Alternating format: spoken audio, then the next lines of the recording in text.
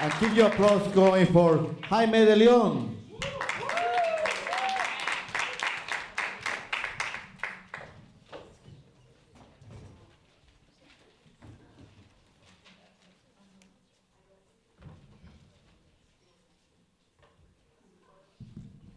What's up, guys? So in 2001, I got a phone call from a friend of mine who was a community organizer in Little Village, and he was working for an organization called the Little Village Community Development Corporation. And he's like, "Hi, do you have any camping equipment?" I was like, "No, not really." He was like, "We need camping equipment. We need tents. We need, stuff." I'm like, "What's going on?" He said, "We're gonna have a hunger strike." I said, "What?" He said, "Yeah, the Parents Education Committee is gonna have a hunger strike. They're not listening to us. We gotta do something more drastic." I was like, "Well, cool. Look, I'm down to help, but like, I need to eat, right? Like, I can't join you in that phase." So what had happened? This was 2001. In '98, 3 years earlier, Chicago Public Schools had announced that they were going to build 3 new high schools in the city: Northside College Prep, Walter Payton College Prep, and Little Village High School. Northside and Walter Payton were going to be selective enrollment schools on the north side, and Little Village was going to be a neighborhood school in Little Village, which is the biggest Mexican immigrant neighborhood community in the Midwest, actually. And so 3 years later, Northside and Walter Payton were built and completed, but Little Village just had an empty lot, right, with a fence around it and no clue as to when it was going to move forward. So what had happened was simple. The city basically decided Northside and Walter Payton were more priority, built those schools, went over budget, and then just decided our school wasn't a priority anymore. And the parents had been able to get a meeting with CPS officials, and we're like, "Yo, where's our high school?" And a CPS official literally said to one of the parents, like, "Look, what's your hurry? Your boys end up joining gangs, and your girls end up pregnant. So I don't understand, right?" And yeah, he regretted saying that, because that really lit a fire under these parents. And so they're like, "Forget this guy," right? Like, we got to do something more drastic. And so on Mother's Day 2001, this ragtag team of Mexican immigrant parents and organizers launched the hunger strike. They set up a small camp site right next to the big lot where the school was to be built. And held a press conference and declared the hunger strike in protest of the school not being built. And so the next day, Monday morning, like, all the media showed up. It's like nobody cared on Sunday, right? It's not a big press day. And Monday morning, the media showed up to the camp. There was three moms that had said, "I'm hunger striking," but they had gone home to take a shower. And so there was only 2 other moms left there, like, taking care of the camp, and like they put these microphones and cameras in their faces, and they're like, "Are you guys part of the hunger strike?" And they were like, yeah, we are. We are on the hunger strike too. And so now we had 5 parents that were on the hunger strike, And then that morning, the shock jock, Mancow, sent his sidekick, dude he called Turd, over to the campsite. Thought it would be hilarious for him to come over with a bag of White Castle hamburgers, Yeah, I was really mad at the time, but I think it's hilarious now when I look back at it.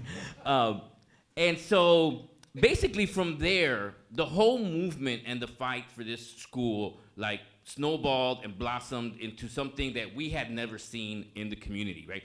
We were on the news every night. If not on English language news, we were definitely on Univision and Telemundo, like every night. So people could literally see us on their television, walk out of their house, and then walk a few blocks to the campsite and just be there to support. And that was happening every night. There was at least 75 to 100 people there. People came with donations of water, homemade broth. We had Catholic priests come and give mass right there at the campsite. We had Spanish rock concerts. We had seen people come out and participate in a social justice issue that were not the typical people, right? So for example, there was this church that was just sort of stayed to themselves. I don't know what they were, some sort of weird evangelical cult, I'm not sure.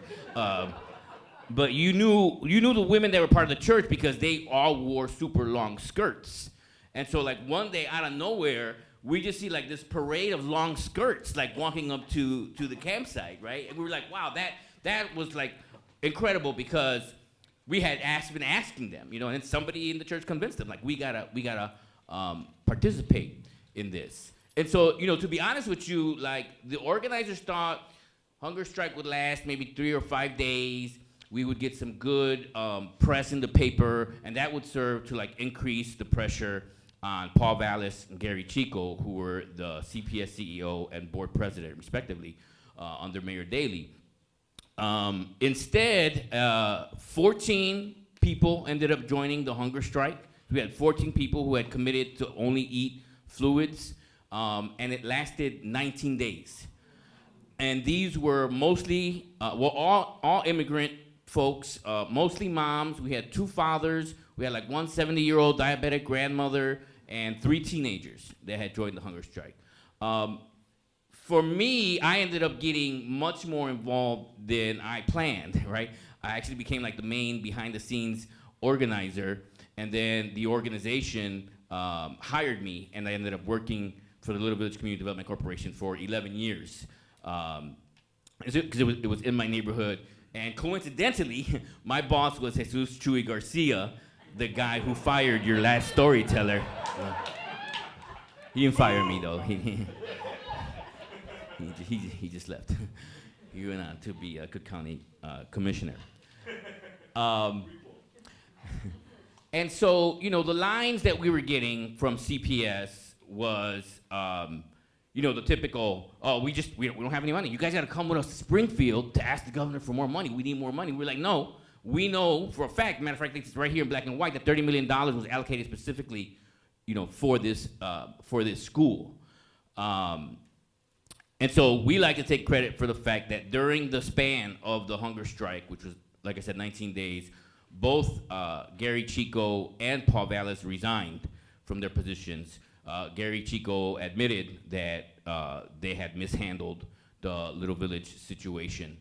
And so when the new administration came in, they, under Artie Duncan, they reached out to our parents and they said, we're gonna build Little Village High School. And we were like, yeah, right, show us the money. And they allocated $5 million for architectural fees. And then we said, look, we don't just want you to build a high school, we're going to participate in the design and planning of the school. And the community is gonna dictate what kind of school we want in our neighborhood. And so in 2003, construction began, and in 2005, the school was completed, and it actually wasn't one school. We were able to get 4 small themed high schools inside of one gigantic, beautiful new $72 million facility, the most expensive high school CPS had ever built to date. And so, you know, this was the result of, at first, 3 parents saying they were gonna go on a hunger strike. And so, you know, when somebody says don't ever doubt that like a few committed people could really like make a difference in the world, like that's true. And I was lucky enough to live through it. And that's my story. Thank you very much.